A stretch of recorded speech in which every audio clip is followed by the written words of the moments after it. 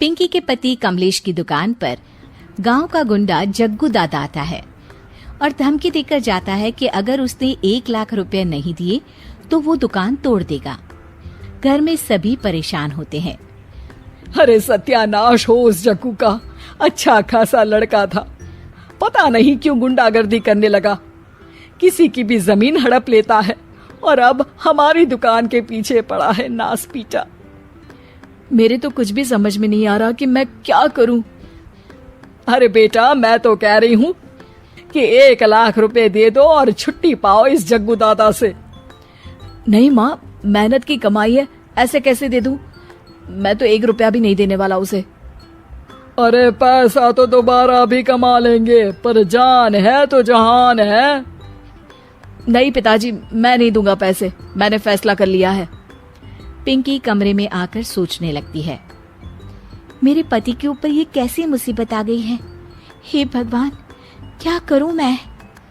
तभी उसे जादुई पत्थर से आवाज सुनाई देती है, दन दना दन दन दन दन, जो चाहे वो तू बन।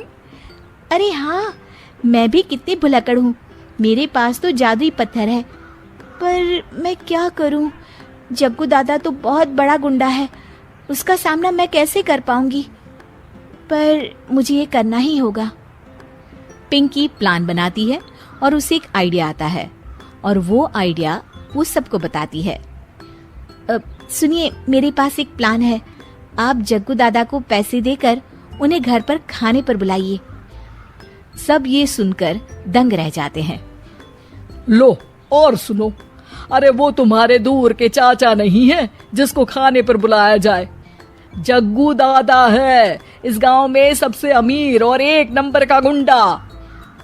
ओफो सासू माँ, मैं जो कह रही हूँ वो करके तो देखिए।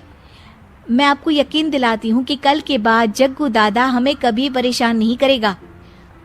पिंकी के कहने पर कमलेश जग्गू दादा को रुपए देता है और उसे अपने घर खाने पर बुलाता है।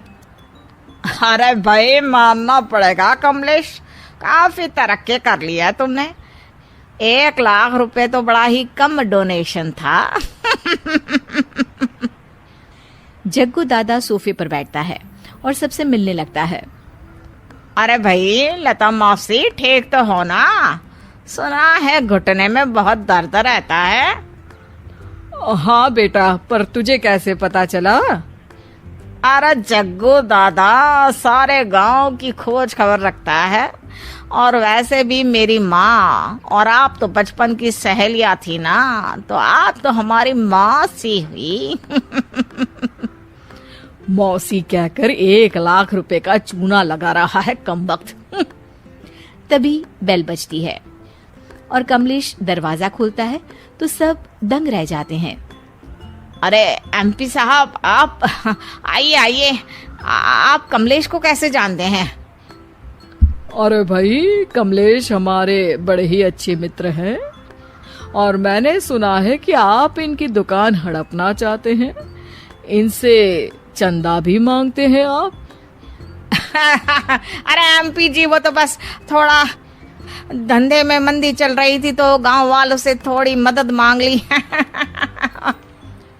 देखो जग्गू दादा, होंगे दादा तुम अपने घर के, ये हमारे पहचान के लोग हैं, इनके साथ तुमने कुछ भी उल्टा सीधा किया तो सीधा जेल में डाल देंगे, समझे?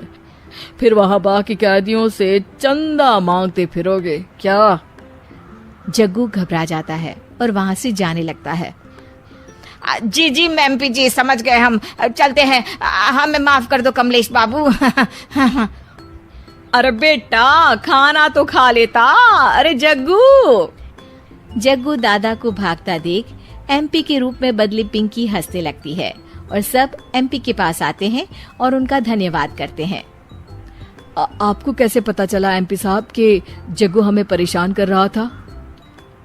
आपकी बहू पिंकी है ना, बड़ी ही समझदार है, वो मेरे ऑफिस आई और मुझसे मदद मांगी। क्या पिंकी ने यह सब किया? पिंकी अपने रूप में वापस आ रही होती है। अच्छा, मैं चलता हूँ, मेरा मतलब है। अरे ऐसे कैसे, आप बिना खाना खाए नहीं जा सकते, आइए आइए। नहीं नहीं, फिर कभी मुझे जाने दीजिए।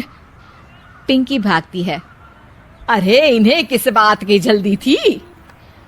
लगता है कोई इम्पोर्टेंट मीटिंग होगी माँ। हाँ भाई, बड़े लोग हैं, दिन में कुछ ना कुछ चलता ही रहता है। लेकिन भगवान का शुक्र है कि आज बहू की वजह से सब सही हो गया। पर बहू है कहाँ? पिंकी घर से दूर भागते भागते अपने रूप में वापस आ जाती है। उफ, बाल बाल